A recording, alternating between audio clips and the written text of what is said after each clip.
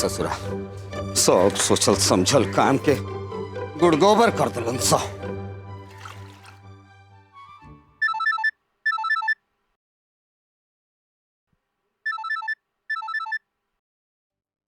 बहिर हो गई काजी, सुनात नहीं खे? आए अरे राउट फोन बज रहल बा। हाँ अरे जी बोलल जाओ। बटुक जी, हम कन्हैया बोल रहा बानी।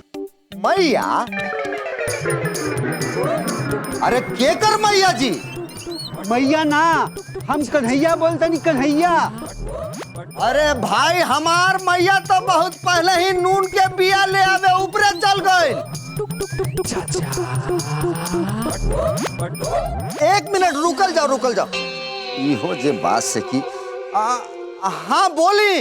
अरे महाराज मैया ना, हम कन्हैया बोल रहा बानी, कन्हैया। ए महाराज रउआ खाली नामे के कन्हैया है। एगो कन्हैया ऊ रहलन जे अपन कानी उंगली पर कूल्हे गोवर्धन पर्वत उठा ले रहलन। एगो रउआ है कि छोट जिम्मेदारी ना उठावल गई, सब चौपट कर देनी रउआ सबे। पढ़ौला सिखौला के बावजूद भी कहाँ फायदा भइल? आउ का हम तहरा लोग के समझले रहनु कि कोनो गड़बड़ी ना होके के चाही, लेकिन पता ना राउरू होनहार बेटा के सत्यवादी बने के कवन नशा चढ़ल कि अचानक राजा हरिश्चंद्र महाराज के औलाद बन गई और सब सच्चाई जाके अजितवा के सामने उगिल देहलस। देखिए बटुक जी, रउआ जैसन समझौले रहनी हम एकदम वैसा ही करत रहनी, लेकिन शायद रउआ के पता नहीं खे वो पांचों चंडालिन बहन मिल के का कली सन हमारा बेटा के साथे। का कैले बड़ी सन हो? अब रहे भी दी बुलाई बात याद करके हमरा के अपन जख्म हरिहरावे के नहीं खे। हमरा से बहुत बड़ा भूल भाई कि हम रउआ बात में आ गई। अगर हमरा पहले से मालूम रहे तू पांचों बहन के बारे में तो हम कबो वो घर में ना जीती।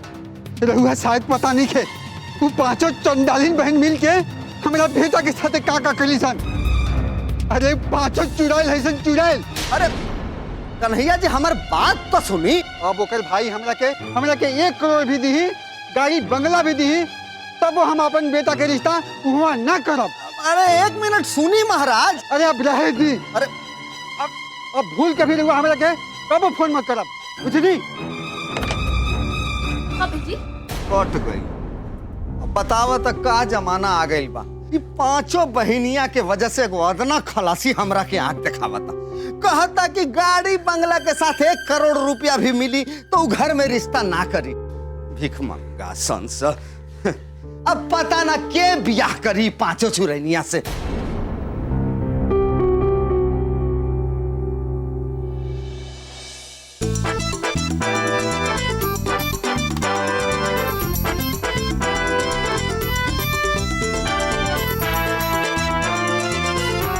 अरे एकरा के भी रख दो।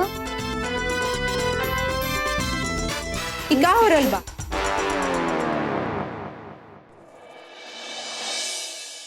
दीदी रीता और लड़का के पर्स उड़ौले रही नु, बस ओकरे के रखा तनी जा। अरे बाप रे, तो ओकरा के भी ना छोड़ लू का? तनी बताओ ता का बा एकरा में?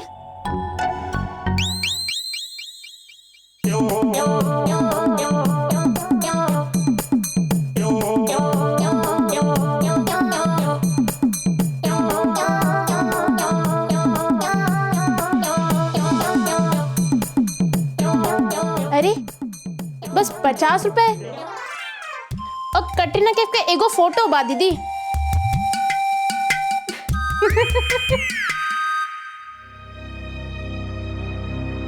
अरे मीता, तू काहे से चुपचाप बैठल बाड़ू? दीदी कहीं खलासी के साथ हमनी जौन भी कहनी जा ओकर दुख तो नहीं खे तहरा के।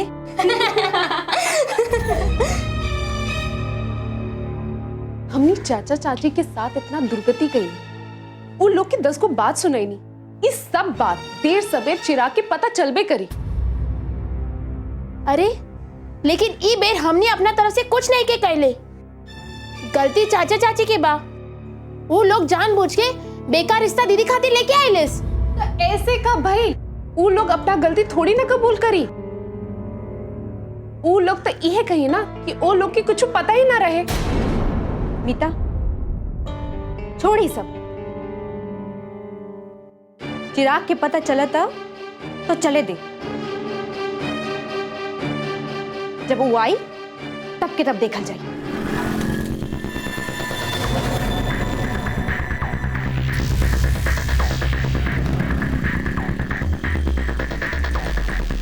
अरे चिराग कहाँ रह गई हो?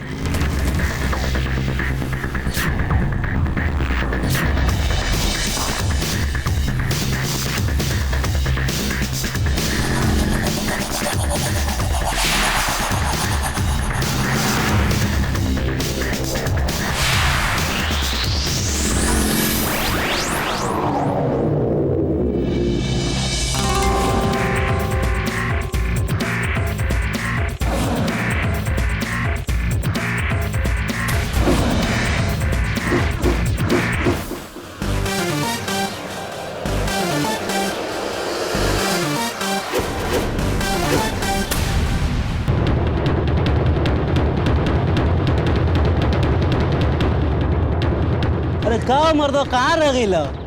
बस ठीक। आज हमारे खेले की मन नहीं खेल। एकरा का होगिल रे? अरे मैं नया का बात हुई पुरन के सगरी बा कोनो काम धंधा नहीं के तो बैठल बा।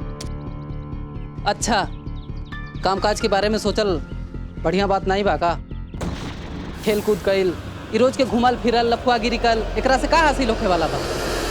हम जिंदगी में कुछ कइल चाहता नहीं, कुछ बनल चाहता नहीं, जौने से समाज में इज्जत मिले। चिराग के बड़का भाई अजीत के ही देखला, का उम्र बा उनकर? हमनी से 4-5 साल बड़ बाड़न ना, वो हमनी के जैसन घूम फिर सकत रहलन, लेकिन ना, मेहनत कैलन, अपन जिम्मेदारी समझलन, और अपने मेहनत के दम पे आज सफलता के ऊंचाई के छुअत हुआ। आज अजीत भैया के लगे का नहीं खे, रुपया पैसा धन दौलत सब कुछ बा।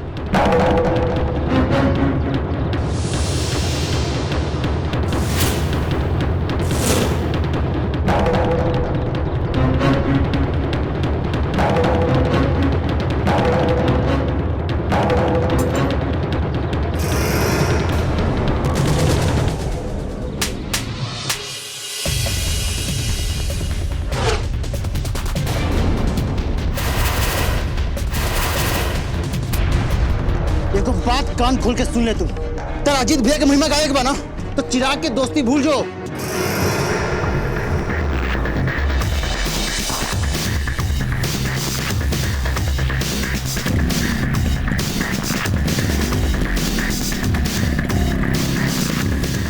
जब तोहरा के पता बा कि चिराग अपना चचेरा भाई अजीत से बहुत चिढ़ेला, तब फिर काहे उतना के सामने अजीत के इतना बड़ा यहाँ केला? हाँ,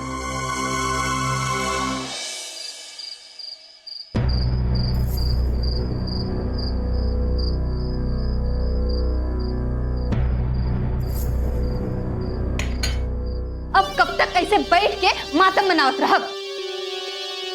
दिन से ही माथा पकड़ के बैठल बानी, ये सब कैला से का हो जाए? हाँ,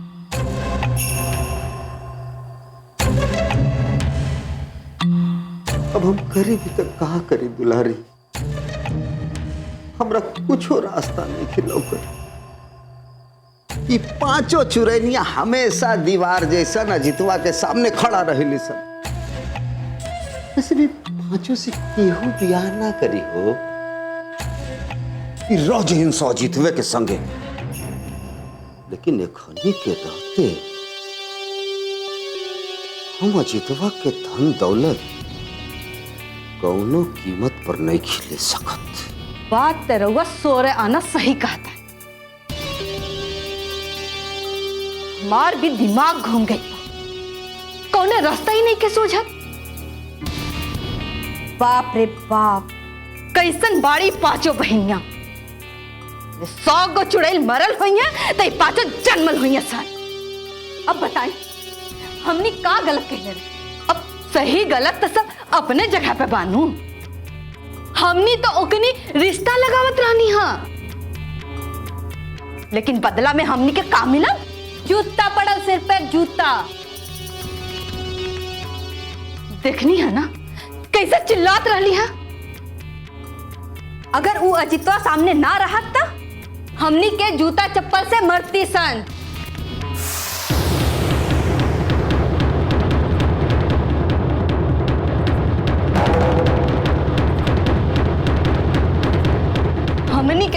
हाल हो गई।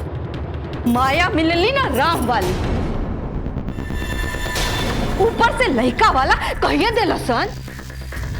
ये पांचों बहनिया हमनी के कितना सुनवलन, वो बाहर वाला के सामने।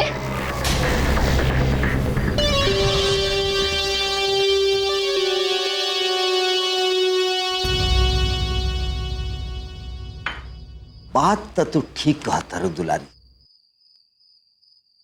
लेकिन देखल जाए तो गलती तो हमनिए के नु रहल। हमने अपना फायदा खातिर ये गलत रिश्ता लेके गए रहने की ना है।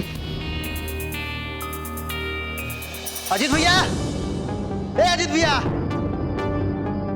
अजीत भैया, ए अजीत भैया। अरे चिराग, काल बो अब बैठा। देखा, हम यहाँ बैठे खातिर नहीं खियाइल। तेरा एगो बात हम साफ साफ कह दे के चाहते नहीं कि हम अपन माई बाबूजी के अपमान बिल्कुल सहे वाला नहीं की। हम मानते नहीं चिराग की गलती हमने की तरफ से भइल बा। ये बात की हमरा बहुत अफसोस बा, लेकिन एकरा ला तो हम चाचा चाची से माफी मांग चुकल बानी ना। तेरा माफी मांग दिला से काम हो गिल का? अरे माई बाबूजी के बहुत कुछ सुनने के पड़ल बा, और ऊपर से बाहर वाला लोग के सामने उ लोग कितना बड़ा अपमान भइल बा। तारा का लगता तारा ये माफी मांगे से उनका अपमान धुल जाए? अरे तनी के आंख में तनी को पानी बाचल बा कि ना? माई बाबूजी तनी खातिर कितना कुछ करला लोग, हमेशा तनी खातिर सोचत रहला लोग। ए से सीता दीदी खातिर को अच्छा रिश्ता आइल रहे तो का भइल? बजाय उनकर एहसान माने के तूनी का कइला? अपमान कर दिला उनकर। अरे हम तो कह रहल बानी ना कि हम बस अजीत भैया बस, हमारा सफाई नहीं के सुने के तरह से। तनी सबके जो पैसा के जो घमंड बा, शायद ओकरे वजह से तूनी के लगत हुई कि तूनी लोग जो करबो चल जाई। एगो बात कान खोल के सुन लो अजीत भैया, पैसा के गर्मी में ज्यादा उड़े के ना चाहिए। ऐसा कोनो बात नहीं है चिराग। बस बस, सफाई देवे के कोनो जरूरत नहीं है। इतना समझ बा हमरो। एगो बात तू निमन से जान लो अजीत भैया, तेरा लगे आज जो पैसा कौड़ी जमीन जायदाद कुछो बा, तब हमर माई बाबूजी के दिहल खैरात बा। एक टाइम पर अगर हमर बाबूजी तार मदद ना किले रहता ना, तू आज इतना उछल ना पैता। का चिराग, ये तू कहाँ के बात कहाँ लेके जा रहल बाड़ा? भैया कुछ कहत निखन, एकर मतलब ई ना कि तू कुछो कह दे बा। देखो हमारा तरह से बात नहीं करेंगे। तो हमने कौन तरह से बात करने भी ना मोल जा रहा मनी, लेकिन हमने के सोचा अगर भैया के केहू कुछ उल्टा सीधा बोले ना तो हमने चुप ना रहा। बस चुप कर तो नहीं क्या, हम बात कर रहल बनी ना। काहे चुप रही भैया? एक तो चोरी, ऊपर से सीना चोरी। गलती चाचा चाची कैले लोग, वो लोग जानबूझ के घटिया रिश्ता के डोर में सीता दीदी के फंसावे की चाल है। देखा हम पहले का चुकल बानी, माई बाबूजी के नाम केहू ना ली। काहे ना कहीं, जौन साच बा तौन साच बा। हम कहता नहीं ना एकदम चुप। मोहल्ला वाला सुनी तो कौन कही? मोहल्ला के लोग सुनी तो सुने था। हाँ हाँ, एकरा के जोर करके ही कर रही। हम कहा था ना भगवान खातिर चुप हो जा लोगी।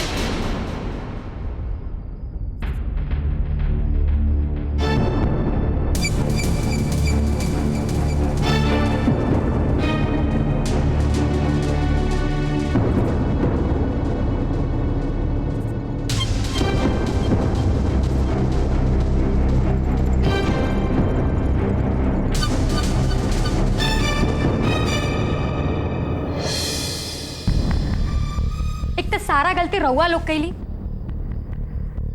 ओकरे बावजूद भी हमार भैया रउआ लोगन से माफी भी मांगले, लेकिन तबो रउआ लोगन के पेट ना भरल, कई दिन ही लगावल बुझावल। और रउआ सबे हमनी खिलाफ चिराग भैया के कान भी भर देनी। अब भेज देनी हमरे घरे झगड़ा लड़ाई करे खातिर। देखो भैया समझा दे लोग के, ना तो कह देता नहीं, एकदम ठीक ना हुई। धमकी के करा के देता रहो, का ठीक ना हुई, का कर ले बा? हाँ हाँ हाँ, ये सब का हो रहा है चिराग? जौन भी हो रहा बा बहुत ही बुरा हो रहा बा। समझा लिया अपने लाडला बेटा के। बस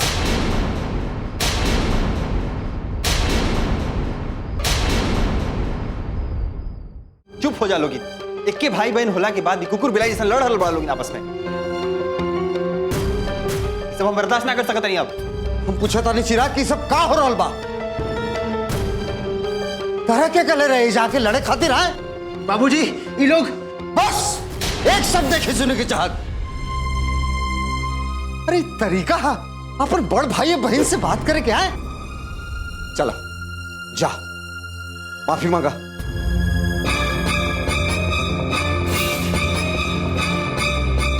मांगा माफी। अजीत बेटा एक नादानी के हम माफी मांगा था नहीं। माफ करते एक रखे। वैसे क्या करते हैं चाचा जी? हमारा मन में चिराग के प्रति कोनो नाराजगी नहीं है।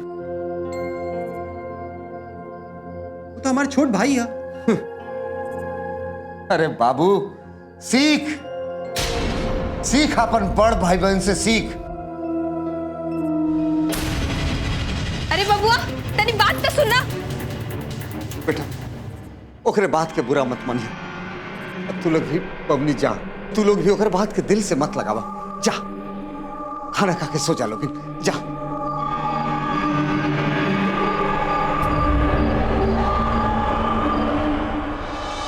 अरे बबुआ बबुआ हमार बात तो सुना। रुका बेटा बेटा रुका। रउआ सब हमरा के रोकनी है क्या? ये सबके सबक सिखावल बेहद जरूरी हो गिल रहलो। बेटा सबक सिखावल जाई और ऐसन सबक सिखावल जाई कि बेगमंगा करके छोड़ दे अपचितवा के। लेकिन ओकरा खातिर हमनी के थोड़ा सा सब्र रखे के पड़ी।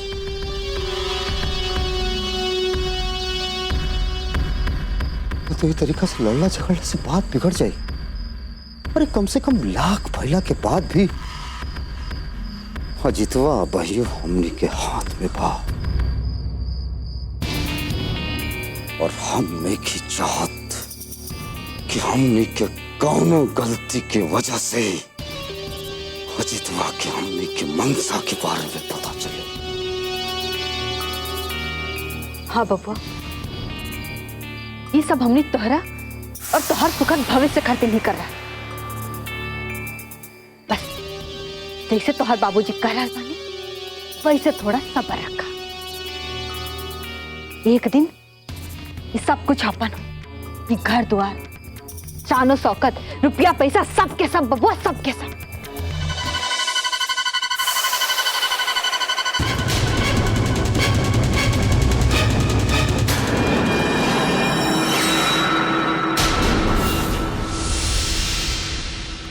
पहले कहवा काम कैले बाड़ू? जी चौधराइन के घर काम करत रहनी।